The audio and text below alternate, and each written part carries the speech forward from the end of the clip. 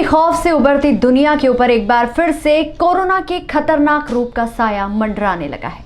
Britain में सामने आया कोरोना का नया स्ट्रेन अब धीरे धीरे दूसरे मुल्कों को भी अपनी चपेट में लेता जा रहा है। लंदन के अलावा दक्षिण पूर्वी इंग्लैंड, डेनमार्क और ऑस्ट्रेलिया में कोरोना के नए स्ट्रेन सामने आए हैं। आइए जानते हैं कोरोना के इस नए स्ट्रेन के बारे में कुछ खास बातें।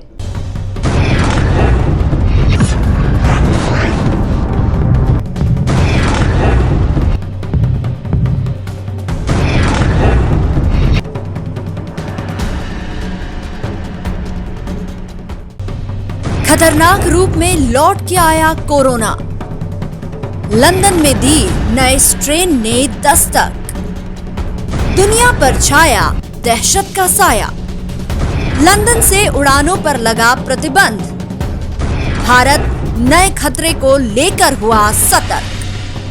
कोरोना के नए स्ट्रेन के संबंध में वैज्ञानिकों का कहना है कि इस नए स्ट्रेन में कम से कम 17 अहम बदलाव आए हैं।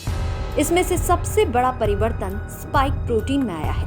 स्पाइक प्रोटीन का उपयोग वायरस हमारे शरीर की कोशिकाओं में घुसपैठ करने के लिए करता है। ये तेजी से वायरस के दूसरे स्ट्रेन की जगह ले रहा है। ये स्ट्रेन बहुत ज्यादा बदलाव करने वाला है। ये उन मरीजों में उभर कर सामने आया है जिनकी प्रतिरक्षा प्रणाली कमजोर है और जो वायरस को हराने में अक्षम है। इस नए स्ट्रेन को VUI 2020-12/01 नाम दिया गया है और ये तेजी से लोगों में फैल रहा है। दरअसल ये जिसे हम नया वायरस कह रहे हैं, यह नया वायरस नहीं है, इसको बोलते हैं म्यूटेटेड वायरस। म्यूटेटेड वायरस जो इसकी सरफेस में जो एंटीजन्स रहते हैं उसमें चेंजेस आता है और सरफेस की बनावट में परिवर्तन जो आया है, जिसके कारण से यह ऐसा देखने में आया है कि इंग्लैंड में सबसे पहले देखा गया है। इंग्लैंड से अगर हम वास्तव में देखें तो अगर बहुत बड़ी संख्या में यात्री इधर उधर जाएंगे तो उनके साथ ये वायरस भी ट्रैवल करेगा ही। अगर इनको रोक दिया जाता है तो बीमारी को रोकने में सहायता मिलेगी। जिस प्रकार से वुहान का यह कोविड-19 वायरस पहली बार वुहान से शुरू होकर के 1-2 महीने के अंदर ही इटली में पहुंच गया था, फिर इटली से पूरे विश्व में धीमे धीमे फैलता चला गया। इस वायरस के बारे में भी ये कहना बहुत मुश्किल है कि यह वायरस जो अपनी रचना को बदलने के बाद आगे आने वाले समय में कैसे बिहेव करेगा।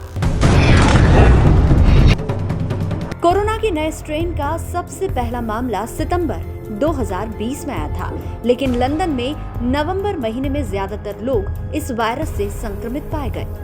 विशेषज्ञों का कहना है कि वायरस का ये नया स्वरूप 70% ज्यादा संक्रामक है।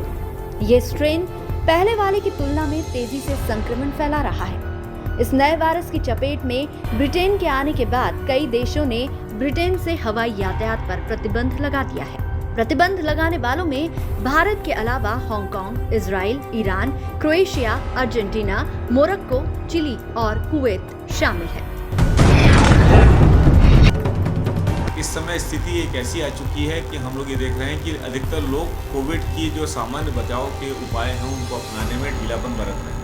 ऐसे सभी लोगों को यह नया वायरस आसानी से संक्रमित कर सकता है। अभी यह माना जा रहा है कि ब्रिटेन में और अमेरिका में जो मृत्यु की संख्या बढ़ी है उसमें इस नए वायरस का हाथ हो सकता है, जिसमें कोई गलत भी नहीं है। लेकिन हाँ, यह जरूर है कि जब तक वायरस को हम पूरी तरह से चेंज न कर लें तब तक सामान्य बचाव के उपायों में अपनाने में 1% भी ढील नहीं होनी चाहिए, क्योंकि अभी भी इससे बचने के उपाय वही रहेंगे जो पुराने कोरोना वायरस से बचने के रहेंगे। सर, जो कोरोना वैक्सीन तैयार होनी है, क्या वो इस वायरस पर भी कंट्रोल कर पाएगी? डेफिनेटली कोरोना वायरस की जो वैक्सीन तैयार हुई है वह उसकी पूरी संरचना के खिलाफ तैयार हुई है। और वायरस जब बदलता है तो वह मात्र 2 या 4%, यह मैं एक गणित के हिसाब से बता रहा हूँ, हो सकता है परिवर्तन इससे ज़्यादा भी हो, लेकिन वो पूरी तरह से नहीं बदलता है। तो जो वैक्सीन बनती है उससे रहने वाली एंटीबॉडीज इस वायरस के खिलाफ भी जरूर असर करेंगी ही। लेकिन जब तक कि हम वैक्सीनेट ना हो जाएं तब तक के लिए हम ये बिल्कुल नहीं कह सकते कि यह वास्तव में यह वायरस किस प्रकार से बिहेव करेगा। दूसरी चीज़, वैक्सीन के बारे में जन सामान्य को पता होना चाहिए कि एक सामान्य जन को वैक्सीन मिलने में भी टाइम लग सकता है, जबकि यह वायरस अपनी घातक क्षमता 8 से 10 दिनों में ही दिखा सकता है। तो आप लोग हमेशा याद रखें कि किसी भी तरह से बचाव के साधनों में कोई भी ढील नहीं आनी चाहिए। खबरों में फिलहाल इतना ही। लगातार न्यूज अपडेट्स के लिए देखते रहिए मृदुभाषी न्यूज।